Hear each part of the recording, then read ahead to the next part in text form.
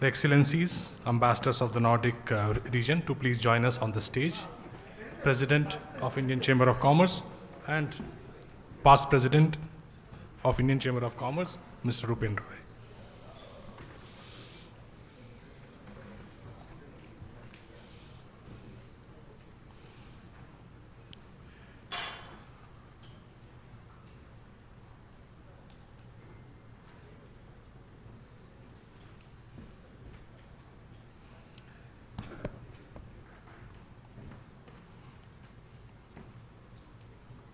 Today we have a very unique event when we have 5 countries on the same platform representing the Nordic region, and ICC is extremely happy and we feel honored to be a part of it.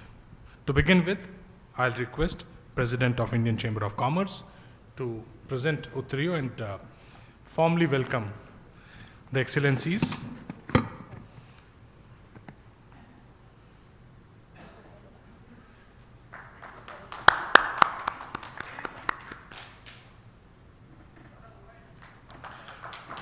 Today we have with us the Ambassador of Denmark, Norway, Iceland, Finland, and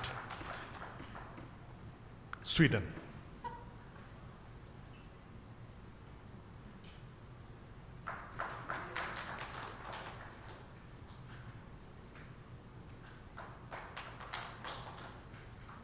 With this, may I request Mr. Shashwat Goenka to deliver his opening address. Thank you. Dignitaries on the dais, honorary consuls, friends from the media, ladies and gentlemen, good afternoon. It is my privilege and pleasure to welcome you all to the interactive session with the ambassadors from the Nordic countries, Finland, Iceland, Norway, Denmark, and Sweden. First of all, on behalf of the Indian Chamber of Commerce, I extend my sincere thanks to Her Excellency Ms. Vaskunlahti, Ambassador of Finland, for her graceful presence here today. I am very grateful for the presence of His Excellency Mr. Libsyn, Ambassador from Iceland. I also extend a hearty welcome to His Excellency Mr. Ragnar Kamsvag, Ambassador of Norway. We are also delighted to have with us here His Excellency Mr. Peter Taxo Jensen, Ambassador from Denmark. I would also like to express my pleasure in welcoming Ms. Ebba Littorin, Second Secretary of Sweden. Ladies and gentlemen, please join me in welcoming them.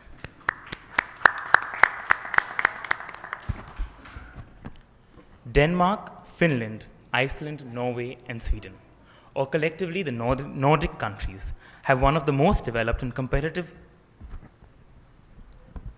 economies of the world.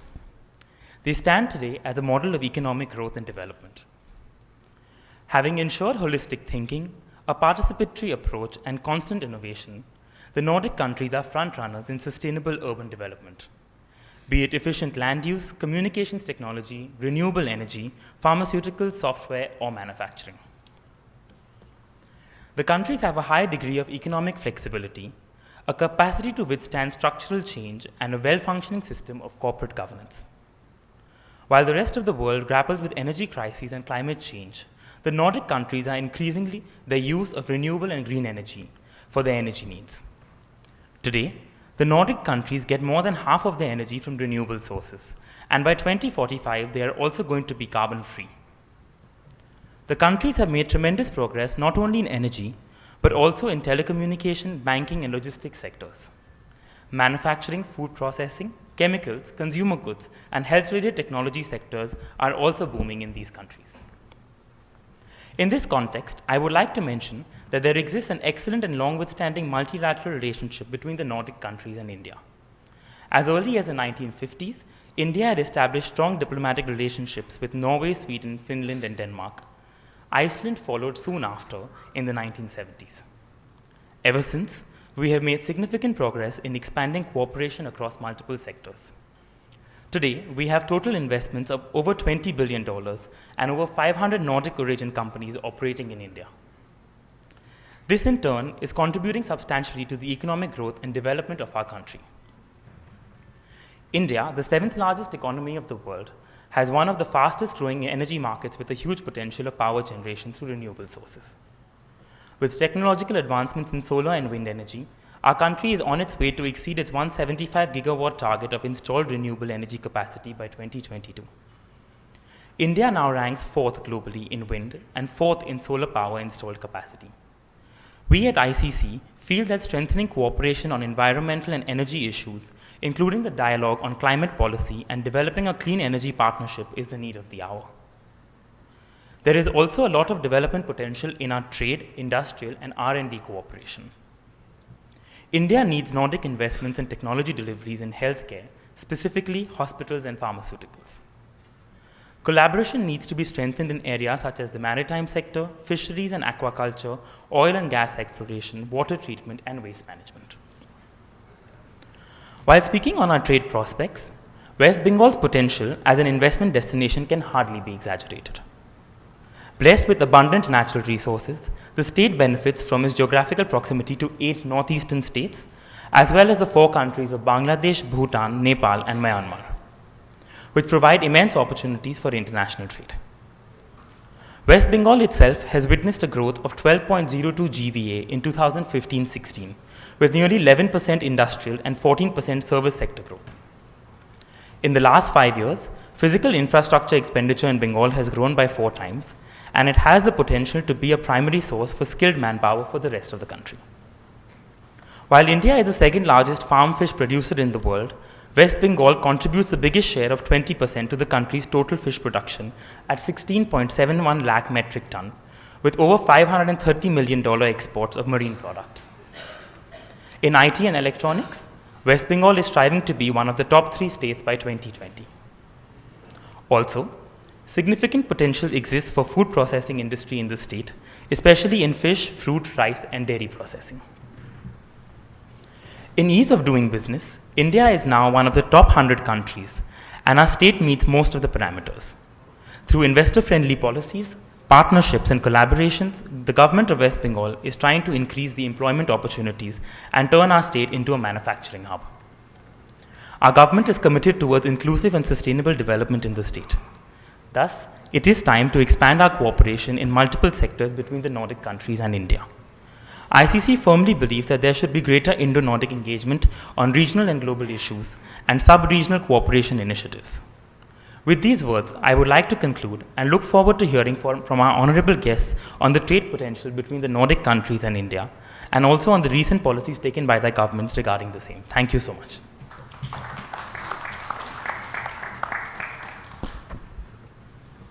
Thank you, President. May I now invite the Ambassador of Denmark, His Excellency Mr. Peter Texo Jensen, to please address us.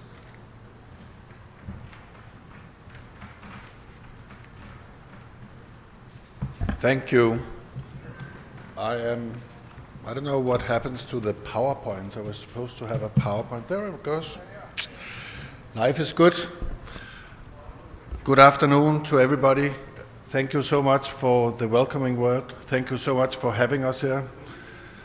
Thank you so much to everybody for coming out. We have been looking very much forward to interacting with you here today. We have this tradition among our Nordic embassies in New Delhi and the Nordic ambassadors to once a year to plug out from our normal everyday business and go somewhere together in order to get a deeper understanding of other places in India than New Delhi, where we spend a lot of our time. And the purpose of this is basically to try to understand better what is the political situation in different parts of India, what are the commercial possibilities for our businesses, what are the cultural ties that we can establish between our region and the place we go, and what other options do we see in terms of trying to build relations, because after all, our job is to strengthen relations between India and our respective countries, and to see how we can have even deeper relations. We have arranged it so that I am today the leader of the pack. We have that going around. And this means that I'll do a little bit of an introduction to you about our region. And then I'll change my hat from leader of the pack to ambassador of Denmark and talk a little bit about Denmark. And then my colleagues will follow suit and talk about their individual countries.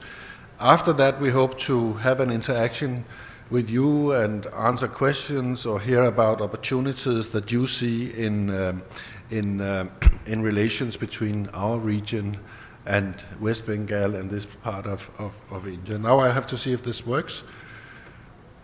So the first takeaway is the Nordic matters, and I will explain to you why that is the case. Which way do I point this? This is the next page. This is the next page. Okay. This is the previous page. Good, thank you. And where do I point it? Oh, see, we just thought it would be nice for you to have an impression where we are. We are in the far north. We should have included the North Pole because we actually believe that is Nordic too, but there needs to be some work done before we can claim that as a Nordic part as well. But these this is the Nordic region. I can tell you at the moment it is not like here. It's actually snowing and very, very cold in all our countries at the moment. Oops. And I wanted to just give you an impression on what our size. We are together 26.5 million people. We cover 1.3 million square kilometers. Our countries have been through an industrial revolution over the last 150 years, and now I think we can claim that we are among the most wealthy countries in the world. You can see that on the right column with the GDP per capita. And why is that? I think we have some good reasons for that. We have a Nordic model that is actually the same in all our countries, that has been a driver in the way that we have developed our societies and been able to arrive at a situation where we can say that we have something to offer to the rest of the world with the experiences that we have gone through. We are all welfare states with common economic and social policies. This is what is called the Nordic model. Flexicurity, we have a very flexible labor force. We have educational systems where we support our youngsters to get educated. And if you think about it, we are 26 million people or a little more, but we are the 11th largest economy in the world. The chairman mentioned that India is number 7, but you have 1.3 billion to back that, so we are not far behind in that sense. We also have something unique for the Nordic countries. We have a very, very inclusive labor markets where both women and men are in the labor market, and we have the highest labor market participation in the world. This has been developed over time, and this is something where we have enjoyed free movement of labor between our countries over the last 60 years. We are thriving countries where we have moved from the old days where in some of our countries it was all about fish, in others it was all about agriculture or fish, from that to economies that have sort of moved up the ladder and has become more and more sophisticated.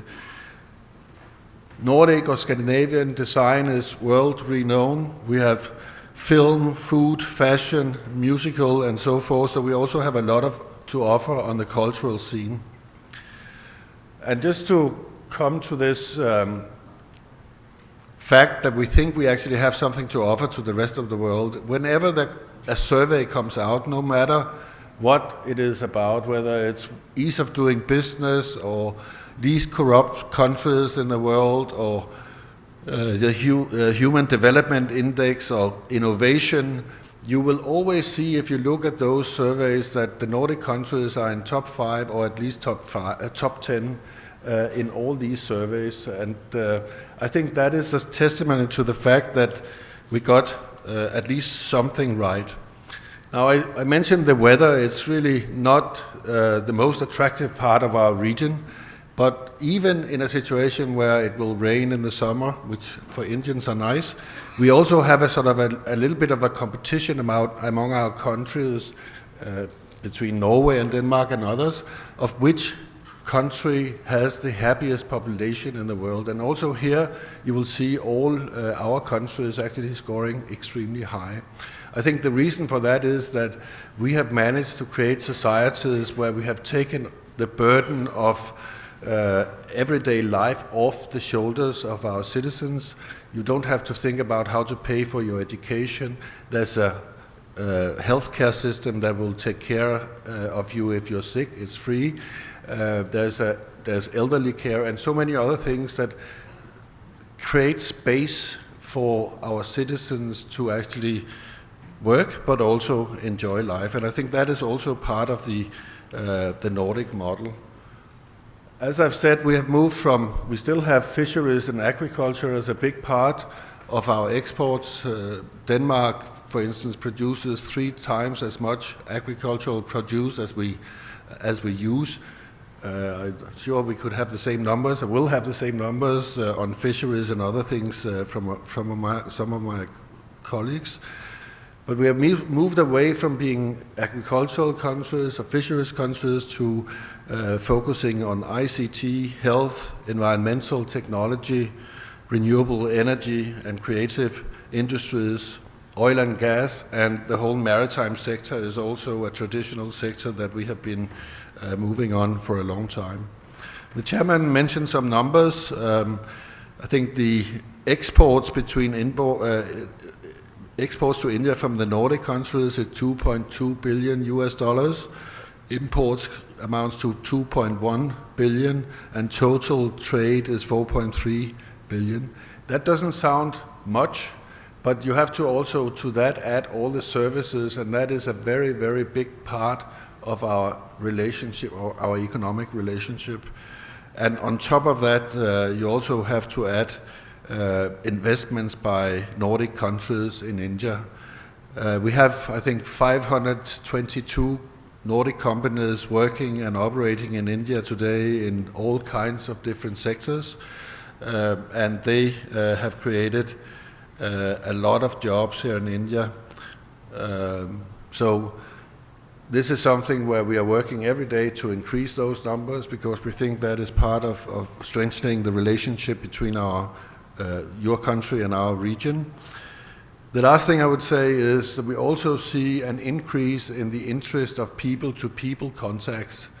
We were very happy to see that Air India actually decided to open a direct flight to 2 places in the Nordic countries. We already have a direct flight, Finnair to Helsinki, but now you can fly directly to Stockholm and to Copenhagen. And in my embassy, and this is the case for my colleagues as well, we see an increase every year in Indians seeking visas to come to our region. The numbers that we have calculated is that we issued last year about 62,944 visas, but this is only those who actually applied for a visa to Schengen, to our countries, but all those who have Schengen visas can also go to our countries, so we expect that number to be much, much higher. And what we see is an increase every year of between 10 and 20% in more people who want to come to our region, so I think we are doing good in people-to-people contacts.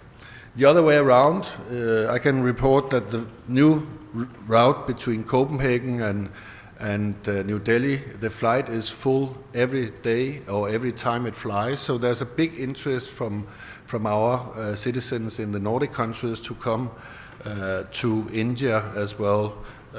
It is, after all, a little bit easier when it's the same travel time as going to the east coast of the United States, and that's really something that many of our citizens now realize. So now I'll take off my leader of the pack hat and put on my Danish ambassador hat, and I think we just need to change PowerPoints now, if that is possible, Sophie. Yeah. And then say a little bit about Denmark, because we also want to give you a pitch on each of the different countries that we represent.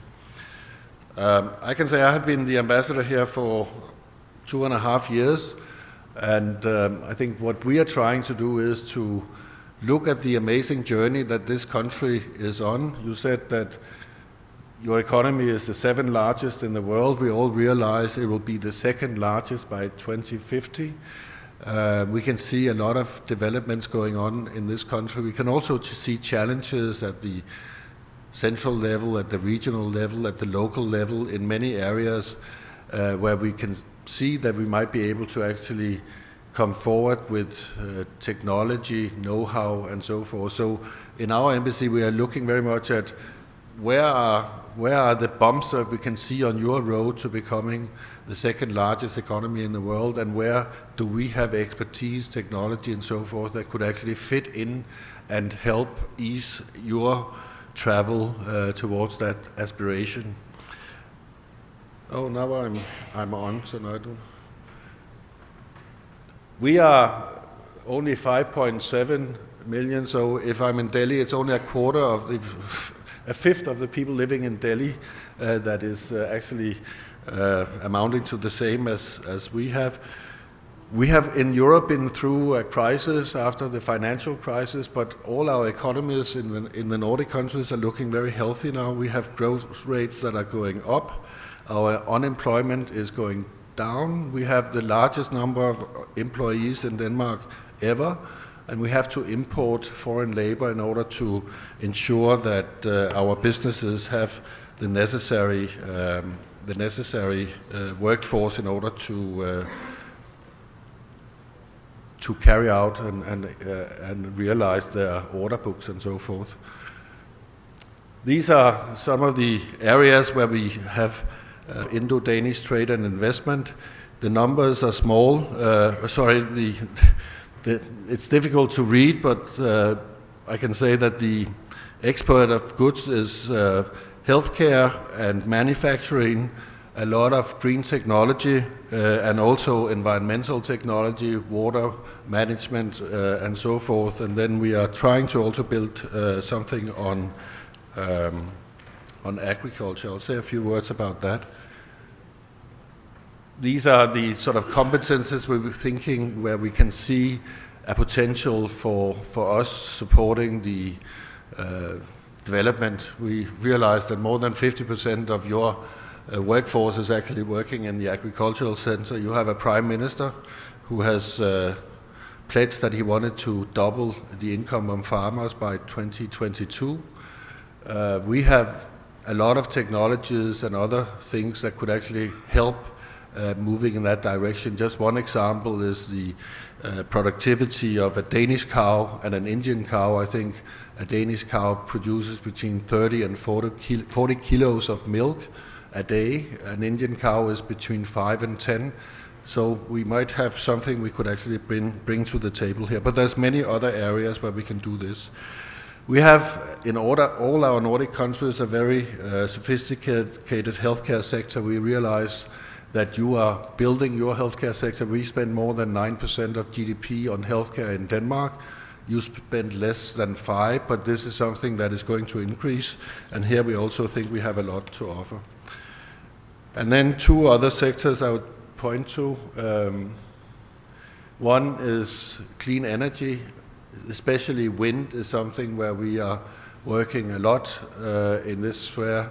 We know that your government has pledged to install 175 gigawatts of renewables by 2022, a very ambitious goal.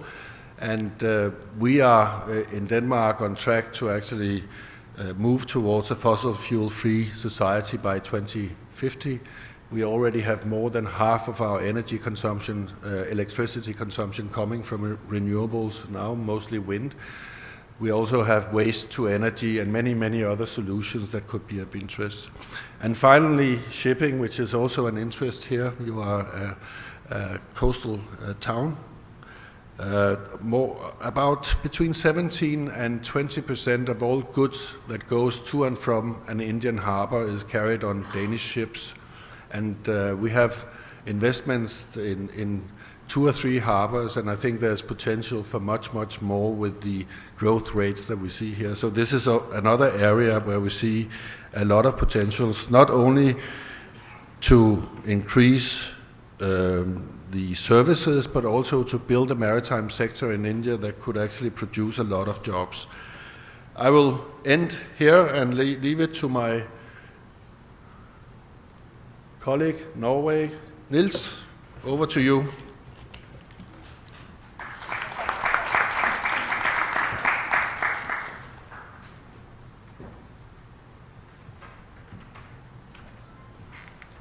Thank you. Well, again, technologically challenged ambassadors. Previous page, the Yeah. next page. Oh. Next page. Next page is there. Okay, thank you. Well, good afternoon to all of you. It's very nice to be back in Calcutta.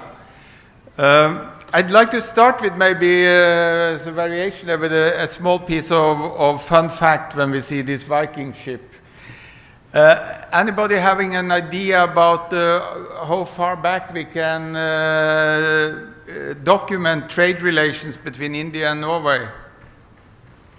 Nobody coming up there? Well, actually, we have 100 years ago, we dug up a Viking ship which had been buried because in those days, if there was a high chief or something dying, they needed transport to the next life. So you buried them together with goods they needed to get on. And we know that is from carbon-14 testing, this ship, which you can see at the Viking Ship Museum in Norway. It was buried in year 834. And in that ship, among different necessary things for them to bring to the next life, was a Buddha figure. It was several swastikas, and there was some Asian cloth in it. So of course we can't quite explain how it got there, but certainly it was a trade relation for it to be able to come there. But anyway, which documents again, and when we come back 1200 years, the Viking ship you see there, which were coming from the Nordic countries, that was the most advanced technology, shipping technology you can find at that day. It came to North America already 1,000 years ago, 500 years before Christopher Colombo. And we like to think that we have been able to keep up that innovation approach to the technology, particularly to the sea, since that time, because Norway is a country which lives by the sea, off the sea, for very much of values. Actually today, around 70% of all of our export value comes from the sea, one way or another. And that's just an illustration of this, that we continued to try to innovate in shipping, and that's the only way also a high-cost country like Norway can be able to be competitive in it, and that's why we still have a very strong and vibrant, for instance, shipbuilding industry in Norway, in spite of the fact that we have maybe the highest labor costs in the world on per hour basis. So innovations have been very, very, very important. That's the for us. We have been, and to look at technologies today, we can take, for instance, on the environmental side, which is very important for us. The first LNG-driven ships for Norwegian ships, until this year maybe a majority of them were Norwegian-owned and Norwegian-built. Now it's coming fully on. An LNG-driven ship is something the Indian government is looking very much on in the drive from the government here for a greener transport sector, and also to utilize the inland waterways much more. The first battery-driven ferry boat, which has been in operation now for several years, is built and operating in Norway. Actually, it's a fun fact again. It carries cars over a 6-kilometer stretch. The cost of the energy used on each crossing is about the same as a cup of coffee at Starbucks. So when you first invest in it, it's interesting. And next year, we will actually get the first battery-driven autonomous transport ship transporting fertilizers between 3 ports in Norway. So this is the whole thing driven by innovation, which is extremely important for us to be competitive, but also with, as you can see from the presentation of my Danish colleague, of driving force in all of the Nordic countries, a very strong emphasis on not only smart technological solutions, but also environmentally friendly solutions. And that's also why the one area which has got maybe most attention globally is the fact that small Norway, with a population, and my Danish colleague was generous that they exaggerated the number of people living there. We are actually only 5.2 million inhabitants. But we have the 3rd biggest electric car market in the world in absolute figures. The last few months, more than 50% of all the cars sold in Norway are actually driven either electric or hydrogen-driven cars. So again, reflecting some of the same thing.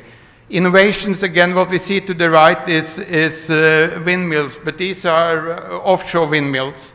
Again, we are utilizing the technology we have developed for the North Sea to build windmills out at sea, and we think that will be a big growth sector in the future. But that's also reflecting some of the of our approach to the whole development, to try to utilize our technology in new areas. And that's, we have gained a lot with the fact that 50 years ago we found oil. We had no subsea technology. We developed a very strong subsea technology gradually. Today we are the 2nd biggest exporters of subsea technology in the world. And lots of that is also very relevant here. About a third of the more than 100 Norwegian companies we have here are one way or another connected to the sea. We have shipping companies, but also we have companies with advanced systems for management of ports, management of traffic, sea traffic, and development of ports, for instance.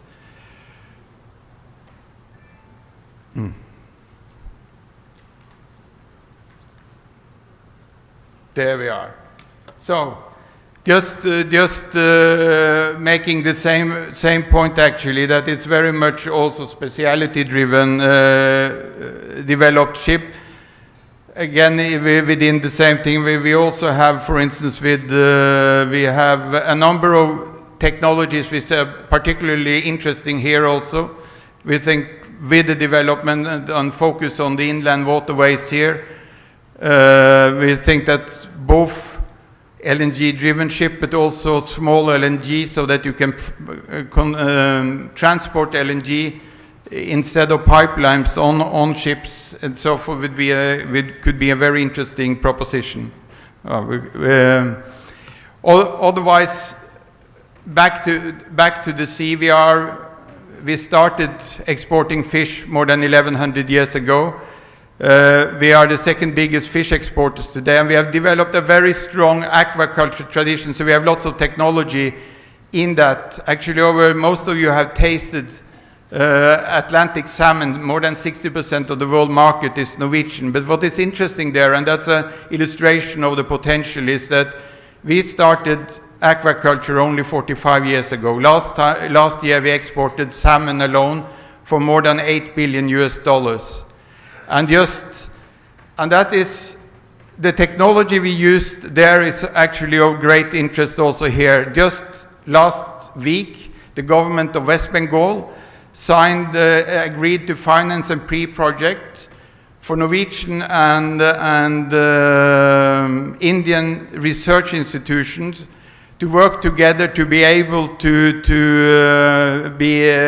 breed hilsas. And as you know much more than me about the special status of hilsa, we think it's very interesting here that the government of West Bengal said here we have a big problem. But the interesting thing is that we know that you have the experience and technology, because this is very similar to salmon production.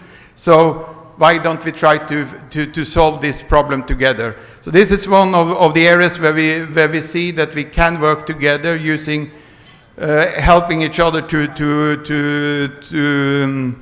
solve the challenges we have here. Thank you.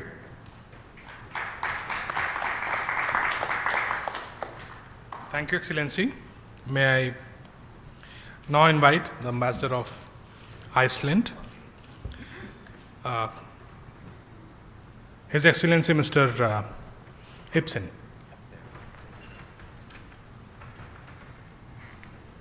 Good afternoon, ladies and gentlemen. I say, like my colleagues, it's a pleasure to be here in Kolkata. It's not the first time. Enjoy it when I come here. Pleasant city, pleasant people. I'm going to tell you a bit about the Icelandic economy and what we are doing in terms of our relation with India. I need equipment, don't I? Yeah. This is the next page. This And is the previous page. Is that again? Next page. Next, okay. I'm not very good at that, so put this somewhere in there. Okay, that was supposed to be the introduction slide. Let's go to the statistics. Okay, we are the small kids on the block. We are the smallest of the 5 Nordic countries, but we have a relatively large landmass. We're only 3.3 lakh people, but the size of our country is about the same size as Bihar. But in Bihar, you have 116 million people in about 94,000 square kilometers. We are 103,000 square kilometers, and we have 330,000 people. So that sort of puts us in perspective. We are open market economy. We are resource-based economy. Typical example, like my colleague came in the beginning, and the 3 fundamentals that carry the export of the country and the foreign exchange revenue. Fisheries carry about 1/3 of our income. Renewable energy, about 1/3. We import aluminium smelters, we sell them green energy, and we export the commodities. And the 3rd fundamental sector is tourism, fastest growing sector in the economy, annual growth of 16 to 18%, and that pulls out about 1/3 of our foreign exchange revenue.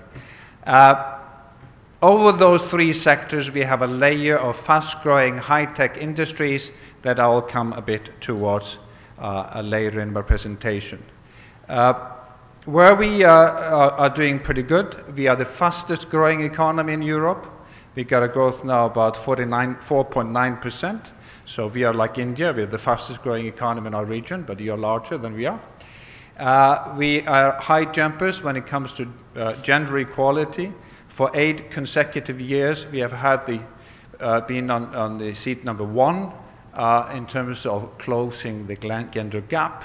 And we are close to 90% renewable energy in our total consumption, and 100% of our electricity comes from renewable energy. Now, turning more towards what we are doing in India and how we are trying to work with you here. There I went backwards.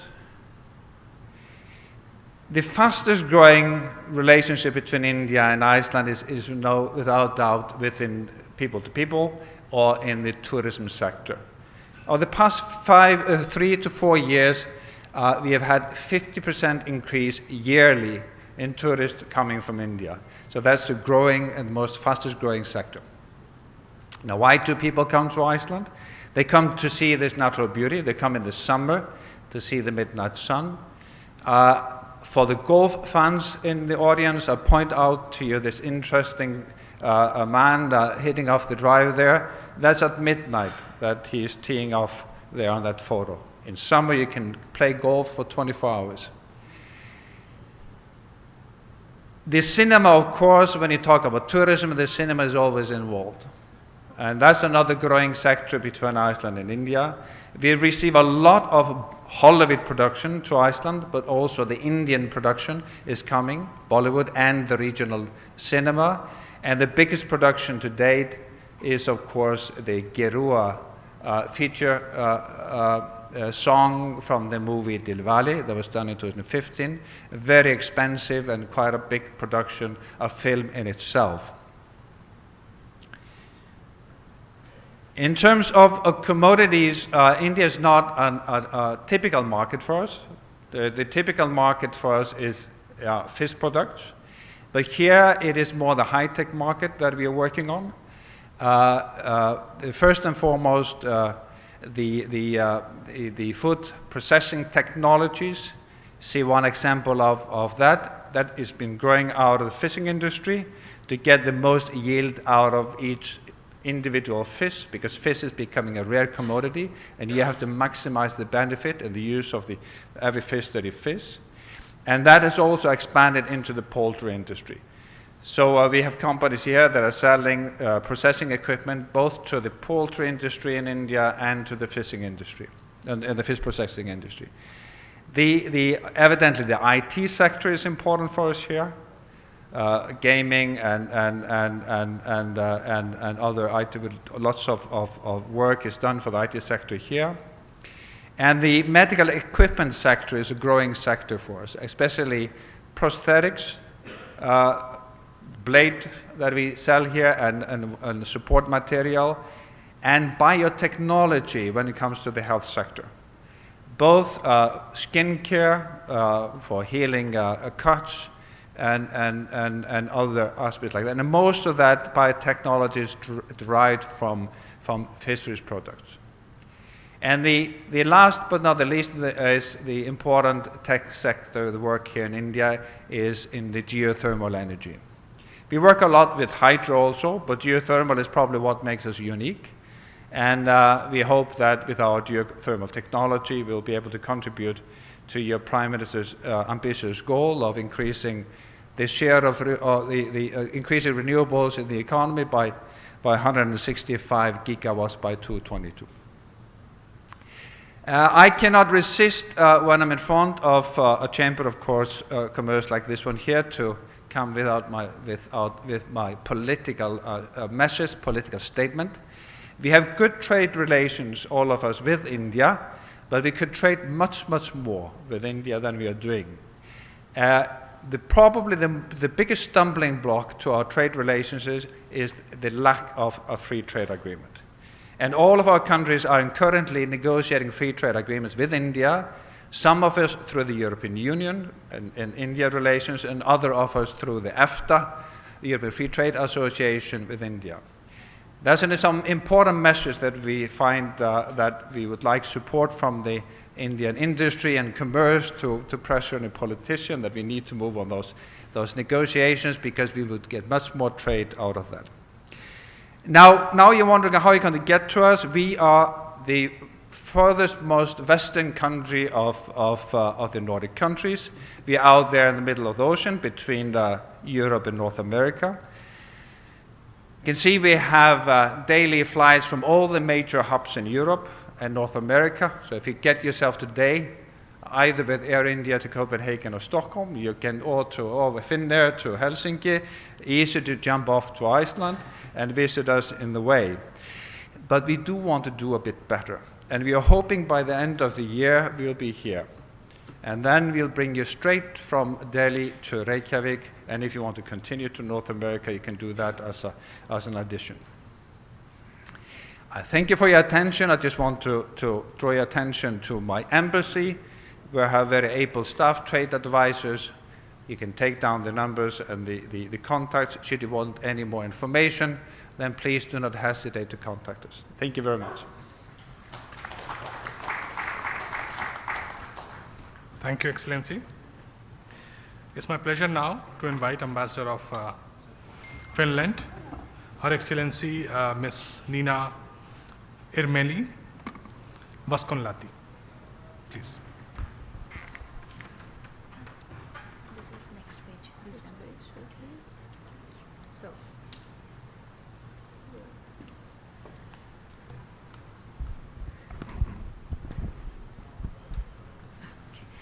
Right, good afternoon, everybody. Mr. Goenka, ladies and gentlemen, colleagues, very nice to be here today.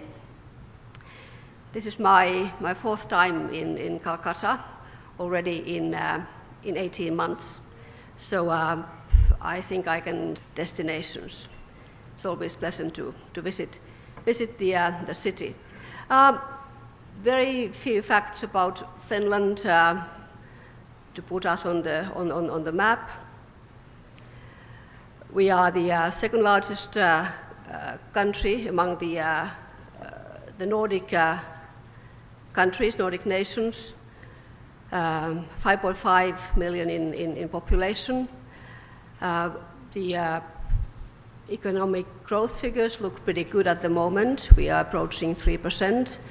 The brave economists are forecasting for growth even over 3% for the next 2 years to come. Turir was just a while ago, a minute ago, explaining how to get from Delhi to Reykjavik. Indeed, you can get, or from Kolkata, from India to Europe, from Delhi to Helsinki, it's 6.5 hours by direct flight. So in spite of our 6,000 kilometers, we are almost neighbors. And that concerns all of us. And I always want to emphasize the fact, because when we look at the map, and like Peter was saying, we are far up in the north, and in the climatic conditions are different, the languages are strange and different. But in spite of that, we are closer than you can imagine. And in today's world, distance doesn't really matter, because both people and ideas travel very fast. I'm always envious when I listen to some of my Nordic colleagues when they talk about the long relationship and long presence in India. Ours is somewhat shorter, but I will claim part of it, because nearly for 800 years Finland was part of the Swedish kingdom. And then there was a link also between Sweden and Denmark, and Sweden and Norway. So somehow we were part of those early explorations and trade deals as well. But as an independent country, Finland has existed 100 years. So 2017 we celebrated our 100th anniversary of independence. I think we are pretty much present in India. There are over 100 Finnish companies operating here. The oldest one of them is Wärtsilä, which has been here for 30 years. And Wärtsilä is famous for its diesel engines and ship engines. Nils Ragnar mentioned shipping industry and how the Norwegian ships are sailing the oceans of the world. Most of them are equipped with Finnish-built engines by Wärtsilä. I think over 50% of the fleets sailing in the oceans of the world are equipped with Finnish-made engines. And Wärtsilä, as I said, is strongly present in India as well. There are some other traditional companies. Next time when you take an elevator, have a look if it says Kone, then it's an elevator built by a Finnish company, which is one of the world leaders in elevators and escalators. When you are using your mobile phones, that might not be Nokia mobile phone anymore, even though if the hand device is coming back to the market. But behind the operators, there are Nokia networks. Nokia Networks is pretty strong, very strong in India, servicing both private customers and also in India, in the Indian railways. Nokia has its largest research and innovation center in India, not here in West Bengal, but in Karnataka, and doing a lot of research in 4 and 5G technologies.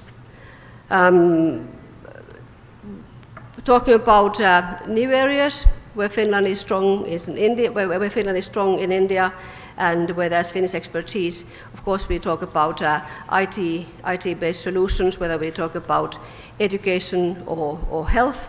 I can give you a very interesting example of what can be done. It has been a joint effort between a Finnish research and Finnish company and Indian research, and that has to do with mouth cancer. It's a very sad topic, but the solution that is being looked for is now to have very early diagnosis of mouth cancer in a very sort of a non-intrusive, simple way, and a very quick IT-based way to analyze the results.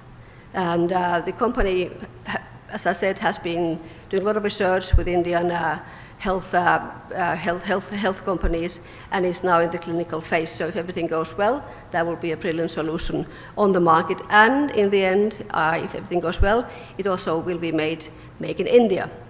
And that combines, in my way, in my opinion, a very nice way, what we called Finn-Indian, putting together Finnish expertise and ideas with Indian expertise and ideas, and then finding, the best place where to produce, to do the manufacturing, or how to proceed with the products. But really putting together, two sets of minds. My colleagues early on were talking about how economy is very much based on, let's say, on marine or sort of what oil has done to Norway. We haven't had very much natural resources in Finland, but what we have is forest. 80% of Finland is covered by forest. Oops, I have forgotten to change my slides. What do we have here? Okay, a couple of pictures, well, just nice pictures of Finland.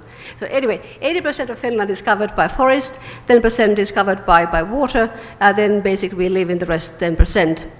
And so forest is the resource. I mean, first, when we go back in time, let's say 200 years, what did we export? We exported tar that we got from wood and timber.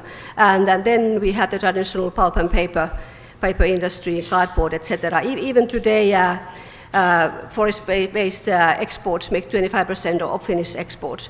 But what we are talking about nowadays in particular is bioeconomy, from tar to bioeconomy.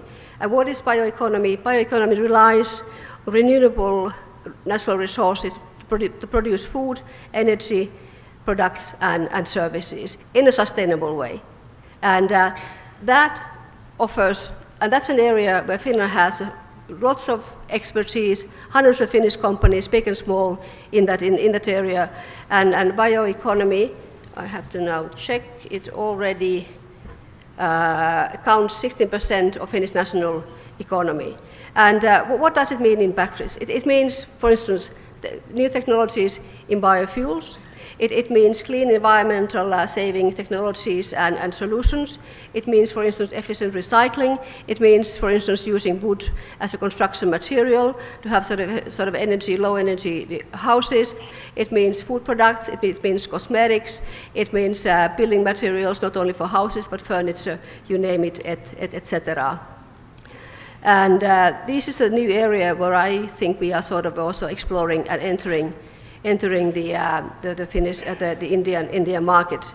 Also, bioeconomy can mean very efficient recycling of waste. There are sort of fine automated systems that categorize the waste you have used in different categories, then in an automated way, transported either to a energy producing purposes or for recycling once again. And waste, I think, is one of the issues that we have to think about in India, what to do with it and how to make the best use out of waste. And that's an area that we are very much looking into at the moment. I do not want to leave the stage without saying a couple of words about education and tourism. All Nordic countries are strong in education.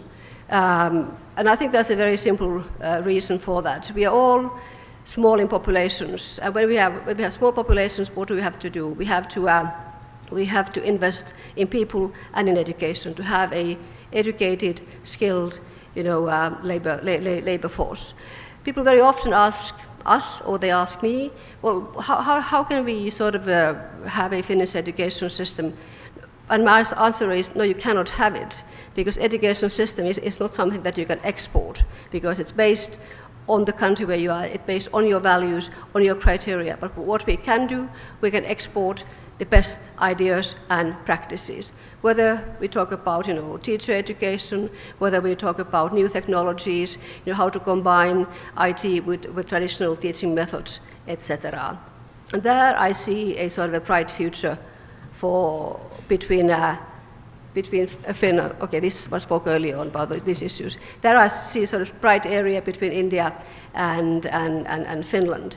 And the second issue, in today's world, countries being so close to each other, we're also happy to see huge increase in Indian visitors to Finland. When I compare the figures from 2016 to 2017, there was an increase over 30% of the visitors coming. So we have something exciting to offer to you, not only the northern lights in winter, but also exciting summertime when the sun does not set at all, but you can live and have fun 24 hours a day. Thank you for your interest.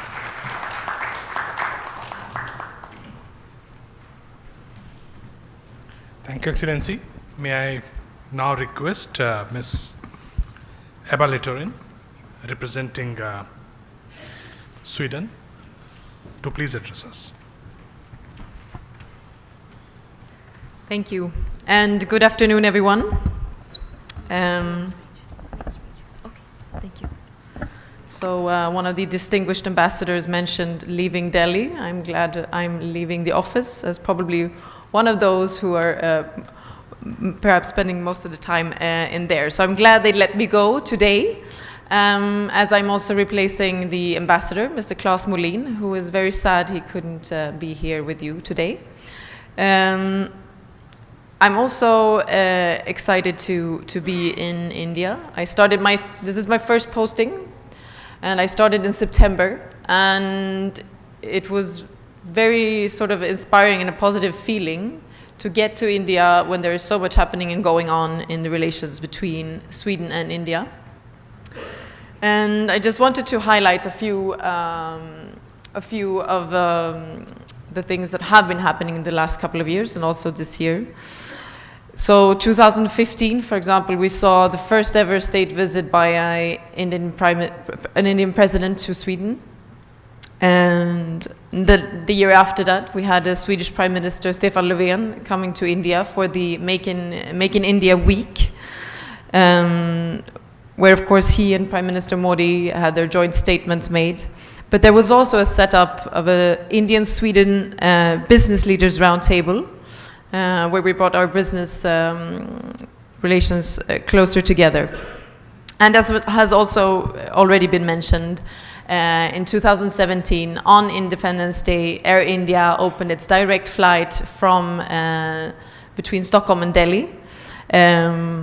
And for me personally, that was how I moved to India, and also where I had my first gulab jamun. Of course, I realized that they're so much better when they served warm afterwards. And as is already mentioned, this was also, of course, important in terms of people-to-people relations, where we saw a 25% increase in the number of tourists coming to Sweden. And also in the fall of 2017, we saw the first ever Make in India event outside of India, which took place in October in Stockholm. But just to, where does it switch? Oh, there it is. There can be no business and trade relations PowerPoint without some charts. So this is only to give you an idea of the overall development over time, and also to give you the relations between what you see in the lower bars, which is the Indian services and goods going to Sweden, and in the upper part is the Swedish exports going to India. But most of the time I think that trade statistics only say so much. So I wanted to go back a bit to describe the business relations between Sweden and India. And there is a long history also relating to Kolkata particularly. So in Ericsson actually was the first company to settle in India, and they delivered their first manual switchboard in 1903. And the first sales office was set up here in Kolkata. And many others followed. In Kolkata, I believe also there was a presence from 1923 or so onwards of Swedish match, which introduced also the safety matches. But looking over time, you can see large companies, mostly in the business-to-business sector. And you can see Swedish textile sourcing, for example, in the 90s taking place, a rapid inflow going from 2000 onwards, a larger influx of Swedish companies. But what you can see, what is interesting, I think, is also in the last couple of years, where we have also seen a growth in business-to-consumer sectors. So, for example, H&M, the fashion and clothing store, they opened their first store in 2015, and now have 27 stores in India. Soon, in the summer, I believe, IKEA will open their first store in Hyderabad, delivering furniture to Hyderabad, and then also thereafter there are plans to roll out across the country. So perhaps next time I come, I will challenge you for an assemble your own IKEA bookshelf contest.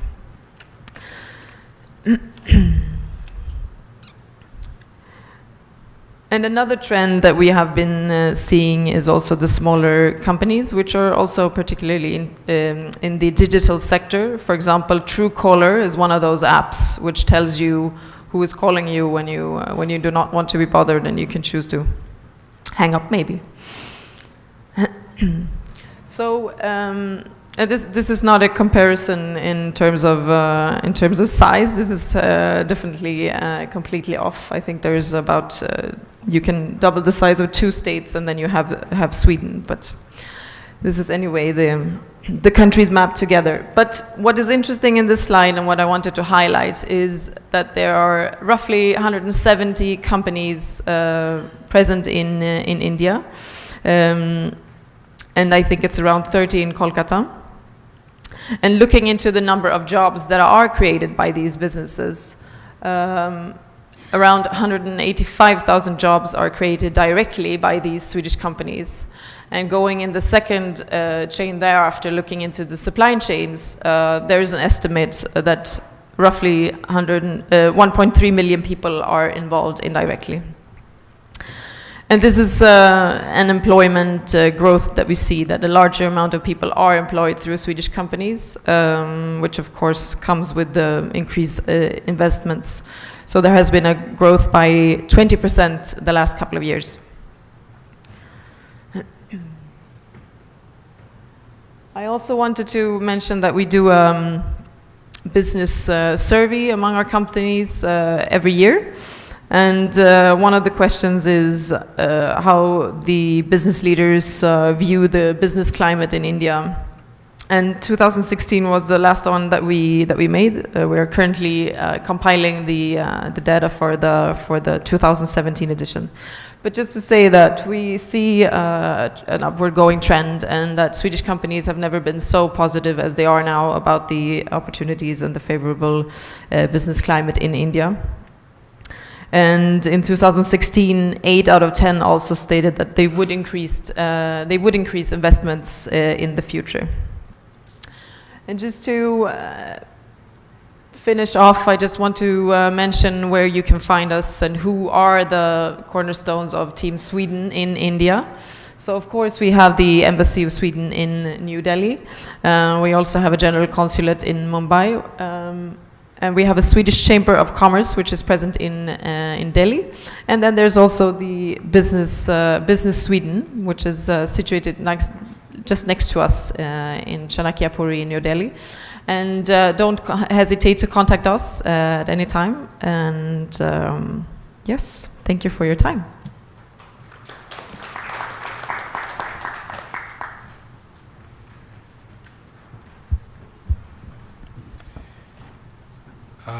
It's time now to request, should we take questions or just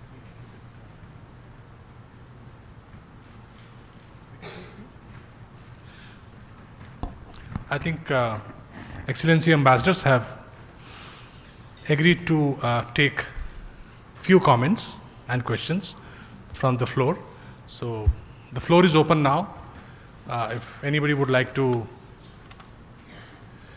make any comment or raise any. Can we have the mics? Thank you very much for the excellent presentation, Excellencies. I have one question. Of course, the languages in all the Nordic countries are not common. So what is it that culturally binds the Nordic countries together? Anyone is free to answer. I think the chair has to answer. Chair. Thank you very much. That's actually a good question. The first point I would make is that actually our languages, except for Finnish, are quite the same. Toria speaks Icelandic, which is sort of the oldest Nordic language, and Danish, Swedish, Norwegian is sort of coming from that, basically. Then we have the odd Finns who speak something else, but they also speak Swedish, some of them. But I think it's the fact that you have had we have had a stable societies. My country has been a kingdom for more than 1,000 years. We have been in the same place with the same ethnic grouping for so many years. It's a fact that we haven't been friendly all of those years. Nils talked about the Vikings, which was something we all did, and tortured somebody else. But one fun fact is that the two countries in Europe that has been at war most is actually Denmark and Sweden, not France and Germany. But this is a long time ago. This is 400 years ago. And since then, I think we have been sort of on a track where we have developed our societies in the same direction. We have also, in the last, since the Second World War, increased our sort of structural collaboration. We have a Nordic Council of Ministers, which is actually looking after this. We have a union where you can actually travel among the Nordic countries freely. And I think, yeah, you can settle down and work, and there's free movement of labor and so forth. And I think we have sort of had a positive influence on one another, because if you look at the Nordic model, it's actually very, very similar in all our countries, basically where nobody can be filthy rich, but you can't be poor either. The least or the most equal countries you have in the world is actually the Nordic, and this is because we've sort of developed the same labor traditions, the same framework from governments to interactions with citizens. So I think that's part of the answer. I don't know if others would want to contribute as well. Thank you, an excellent answer, but I just add two facts.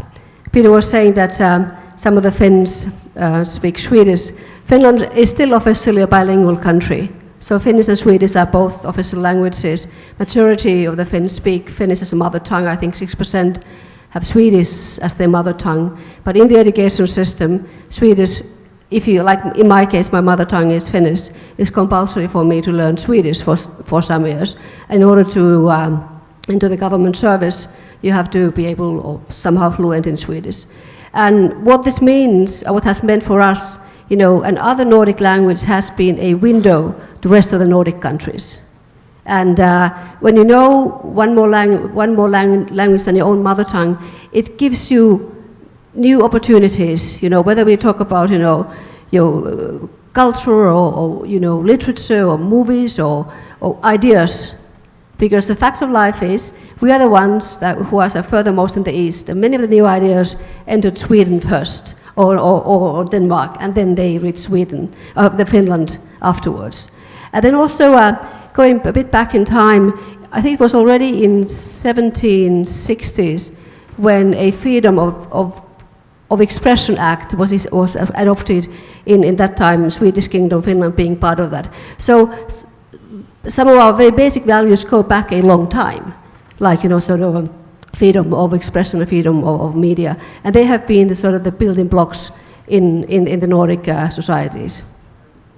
Sure, thank you. Any more questions? Yeah.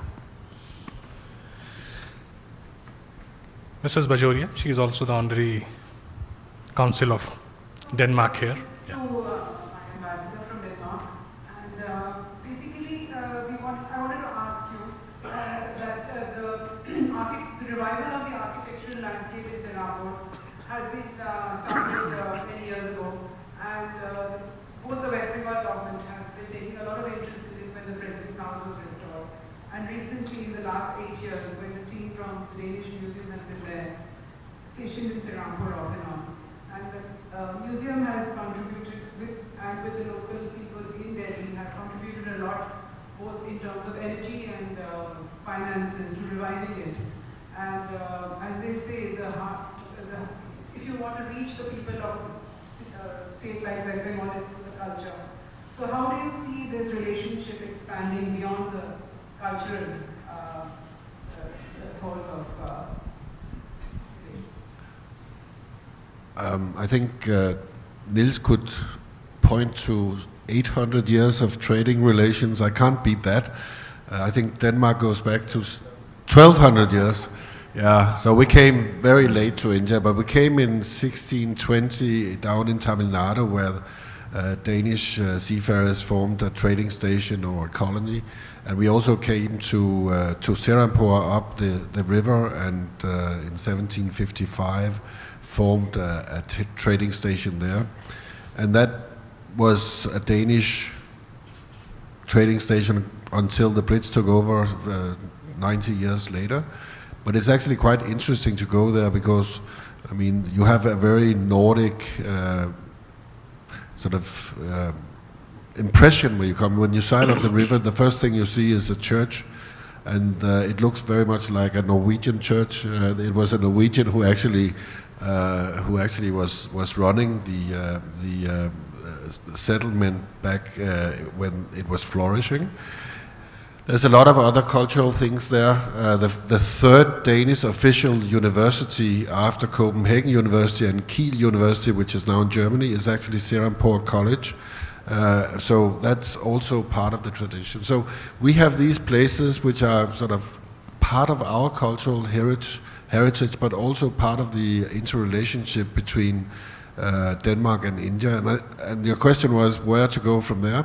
And I think there's two directions. First of all, we are actually trying to expand our people-to-people cultural ties. We have applied to open a cultural institute which will not only do Delhi, but actually go around the country and get Danish artists coming to India, but also the other way around. Our cultural institute was very, very active when there was a big cultural splash in Copenhagen made by India back in 2013, and I think that is one way. The other way is simply to continue strengthening business ties, because I think that is going to be sort of the driver of everything else. And there, as you can hear, we're actually doing quite well.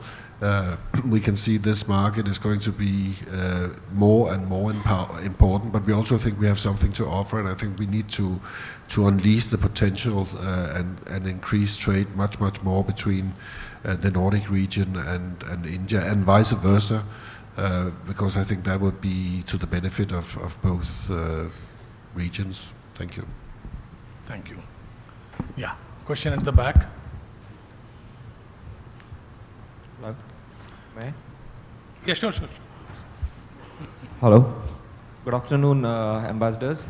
My simple question is, will Nordic have FTAs like Asians have, so that they can have a free trade agreements, so that it would be easy for India and Nordic companies to come together and work, have a relationship, like IKEA is coming up, and even there are a lot of exports going on. So is there any chances of FTAs? I think it was mentioned that these are being negotiated. Yeah. Can I just, I think this is one thing we forgot to mention, which is that all our countries are small open economies which are dependent on the liberal world trading system. So the most free traders you will find anywhere in the world is the northern part of Europe and our countries. So we are pushing to get, can we say, a rules-based order also in the free trade area.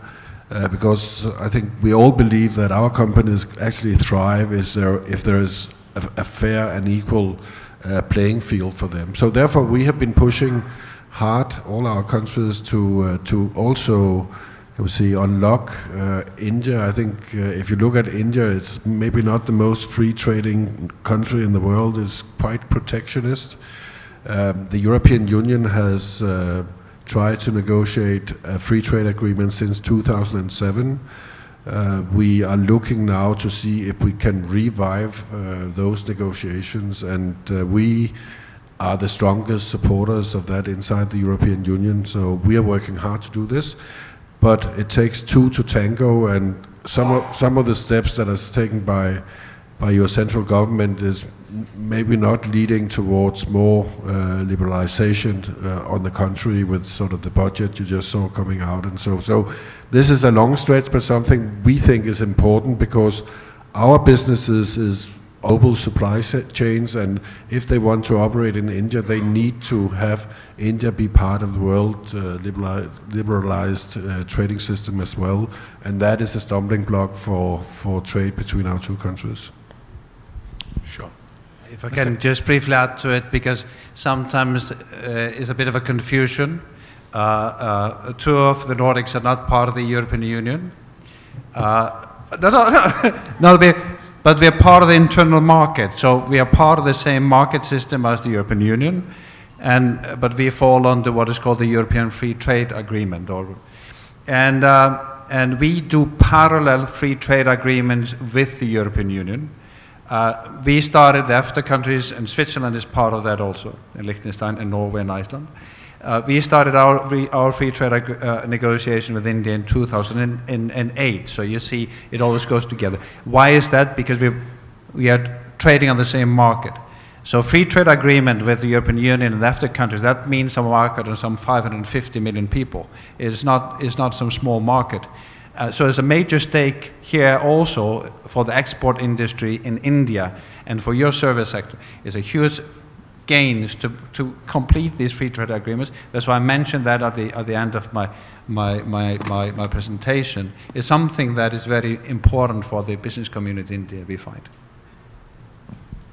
I will also add something here, because this is an extremely important message that we are also giving to you and through you to the Indian government, because I know that you are in active interaction with the government and different ministries. And early on, talking about manufacturing in India and how much we would be ready to, let's say, to do it in a be it Indian way or make it in India, but you have to also make it possible. We talk about, for instance, telecommunications industry, and now what happened in the last budget approved by the central government, there are new tariffs put on certain components that are essential for certain Nordic companies in the production line while producing in India. And if this continues, making in India will become very difficult. And I think there are, the facts speak for themselves. When we look at free trade countries with like European Union which have an internal market, or countries which have free trade agreements with each other, the growth in GDP is enormous in a couple of years' time. The GDP is growing in India, but it's mainly based on domestic consumption. And if we all want to have sustainable growth, that means we need free trade to make it happen. Sure. I think since we are running late, so we'll skip the question. Yes. Okay, the last one. Yeah. Good afternoon, and thanks for impressive presentations. I have 4 questions. Firstly, about tax-free zone in Nordic states. Tax-free zones in Nordic states, and about the personal tax and corporate tax in Nordic states. And third, about the minimum investment savings and maximum investment savings. Like if the person wants to invest in US, Canada, Australia, and New Zealand, the person needs to invest $500,000 US. But in Nordic states, there is any investment savings. And the last one, about what will be the impact on the economy of the Nordic state after free taxes. Sorry, if Brexit. You can, Brexit. Okay. I think I can speak for my country, but I think I actually speak for everybody when I say that, yes, we are blessed with some of the highest income taxes in the world. I think we are all bringing our corporate taxes a little bit further down. I pay more than 50% of my salary in taxes, so I'm very happy. The other side of that coin is that you get free healthcare, free education, free elderly care, and a social system where if you lose your job, you'll actually be taken care of by the government. When I talk about free education, for instance, in my country, my daughter who is studying at the moment, she gets a grant of $1,000 a month just for her living cost, and it is free to go to the university. So this is why I'm not so unhappy when I pay my taxes, because it actually takes off a burden of how do I actually care for the education of my children, or ensure that they can have healthcare if they need so. My parents are taken care of by our healthcare system and so forth. In my country there's no investment ceiling, so we don't have this scheme that you have here where you try to, can we say, control in what sectors you can actually invest. We are open for business in all areas because we are small open economies where we believe in as much interaction in the economic field as possible. I think Brexit is going to hit the Brits more than it hits everybody else. We have looked at this from a Danish perspective. Of course, it would be better to have the UK as part of the internal market as well. We don't know yet what the Brexit negotiations will end up with. Will they want to have a free trade agreement with the European Union? Will they stay in the customs union? That's not clear yet. But when we joined the European Union or the European communities, Denmark, back in '73, we did that because the UK joined. And at that time, 45% of our exports were going to the UK, and so that we had no choice. But in the meantime, we have totally diversified our export market. So now 85% of our exports go to the other EU or EFTA countries, but only a much smaller percentage to the UK. So we are not the ones who are going to suffer economically. It's going to be the Brits.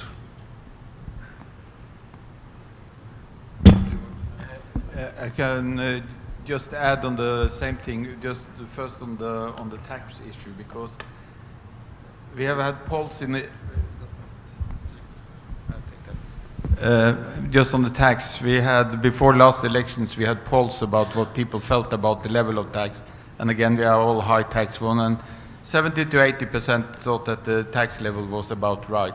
So it isn't like people necessarily are against high taxes. It's a question of what you get back and the feeling that actually you pay for something valuable. And I think that's, going back to the previous question, that's one of the things we have in common.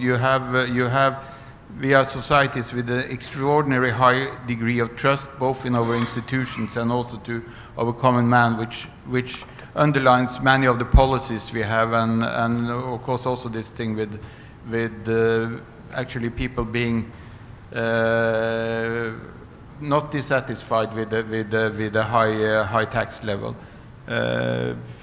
I think and I don't think any of us actually have policies where you can invest and stay in the country. You can freely invest as much as you want. There may be some sectors where you cannot invest freely. For instance, for us, when we come to hydro energy, there is some limitations in some places. But otherwise, much of what our economies have become have basically been of the fact that we have been open economies, and the only way we can survive is actually to be competitive globally.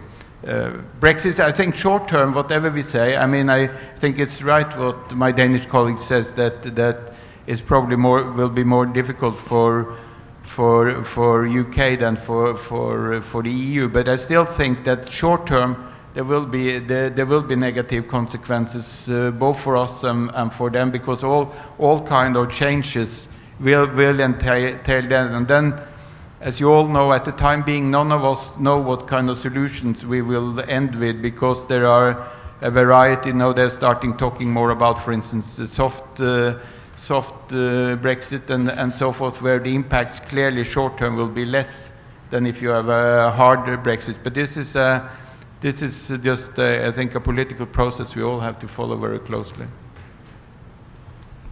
Thank you.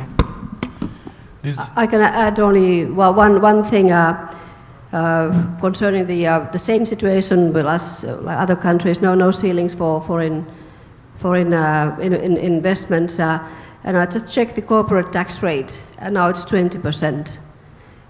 Some 10 years ago, it was still 32%. Then it was lowered to 24.2, and now it's 20. And that, I think, is a very good sign of Finland's willingness to interest foreign investments. Sure, thank you. I think there is a general point from the floor that the Nordic countries have significant investments in India, but I think very few in East and Northeast. So if the Excellencies could also look at the opportunities in the East and Northeast, and especially the location, people, skills, so that will be great. I'll now request Mr. Rupendra Roy for the vote of thanks.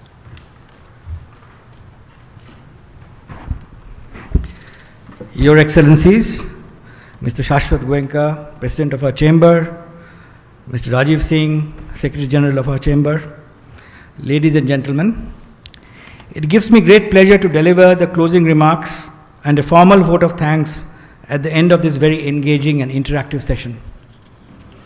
I take this opportunity to convey my sincere gratitude to His Excellency Mr. Peter Taksøe Jensen, Ambassador of Denmark, for his gracious presence at this forum, despite his extremely busy schedule.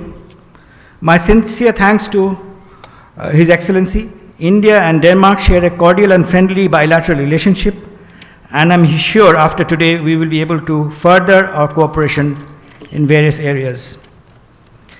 His Excellency Niels Ragnar Kamsvag, Ambassador of Norway, I thank him for opening up the new avenues of Indo-Norway trade relations and teaching us how the old seafaring vehicles operated.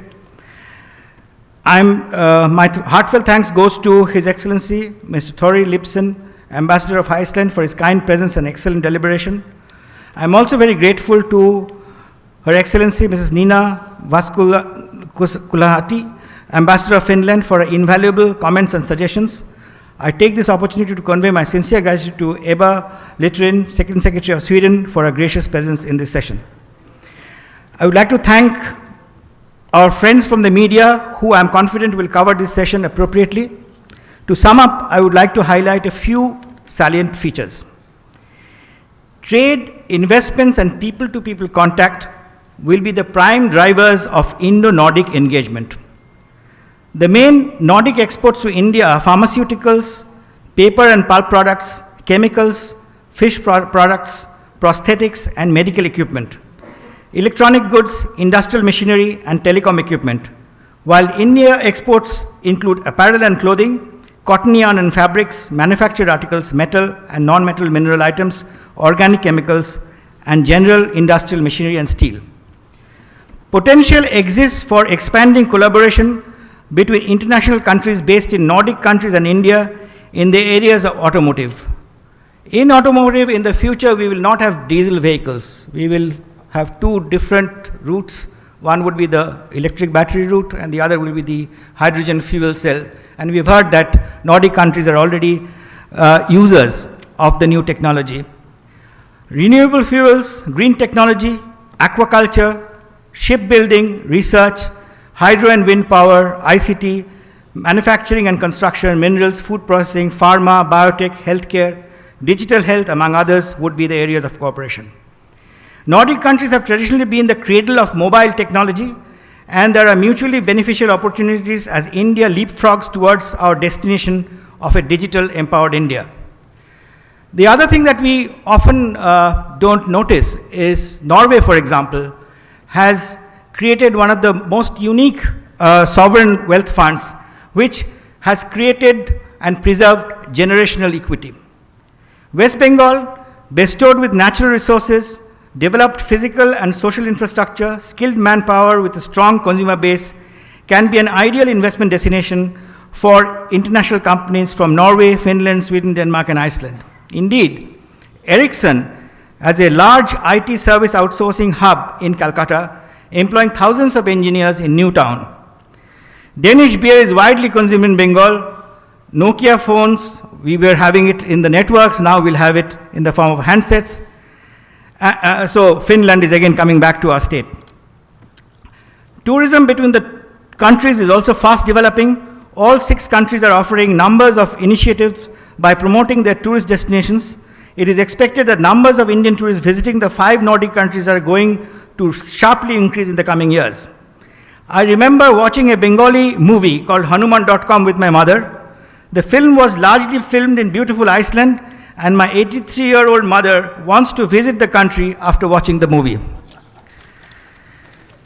The Indian government is promoting policies and projects that maximize inclusive and sustainable growth.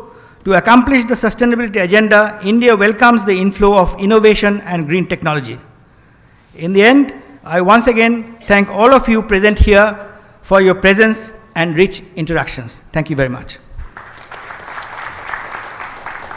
Thank you, Mr. Roy. May I request President to kindly present a small token of appreciation to all our guests.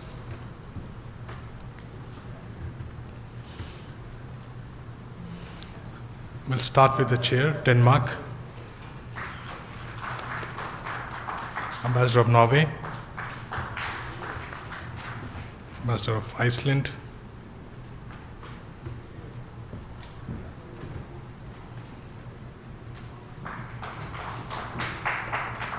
the Ambassador of Finland,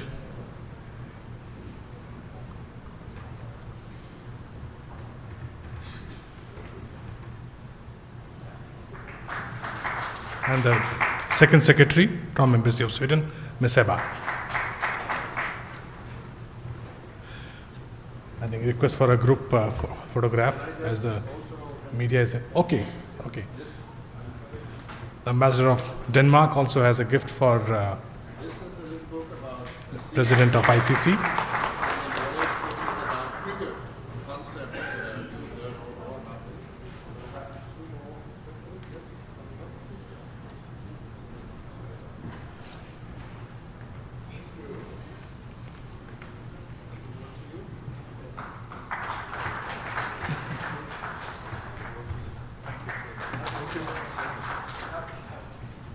So, request for a group photograph. I'll also acknowledge the presence of the honorary councils, and we thank them for. Sorry.